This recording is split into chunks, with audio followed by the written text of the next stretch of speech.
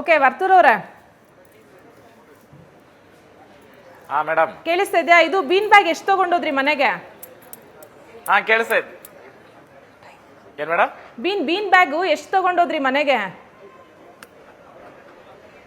ಇಲ್ಲ ಮೇಡಮ್, ಆ red colour bean bag ಕೇಳಿದೀನಿ. ಹಾ. ಮೋಸ್ಟ್ಲಿ ನಾಳೆ ಹೋಗ್ತೀನಿ, ಆದ್ರೆ ನಾಳೆ ತಗೊಂಬರ್ತೀನಿ ಮೇಡಮ್. ಅಲ್ಲ, ಒಂದೇ ಬೀನ್ ಬ್ಯಾಗ್ ತಗೊಂಡೋಗ್ತೀರಾ ನೀವು? ಹೇಗೆ ಪಾಪ ತುಕಾಲಿ ಬೇಜಾರ್ ಮಾಡ್ಕೊಳಲ್ವಾ? ಇಲ್ಲ, ನಂದು ನಾನ್ ತಗೊಂತೀನಿ. ಅವ್ರು ತಗೊಂಡಿಲ್ಲ? ಆಕ್ಚುಲಿ ತುಕಾಲಿ ಅವ್ರ ಮನೆಯಲ್ಲಿ ಒಂದ್ ಸೆಟಪ್ ನಡೆದೈತಂತೆ. ಅದು ನಾನು ಹೋಗಿ ನಾವು ಹೋದಾಗ ಮಾತ್ರ ಕುತ್ಕೊಬೇಕಂತೆ. ಸೊ ಹಂಗೆ ನಾನು ಆಕ್ಚುಲಿ ನಾನು ಬಾಲ್ಕನಿನೇ ಕ್ರಿಯೇಟ್ ಮಾಡ್ತೀನಿ ಮೇಡಮ್ ಇಲ್ಲಿ.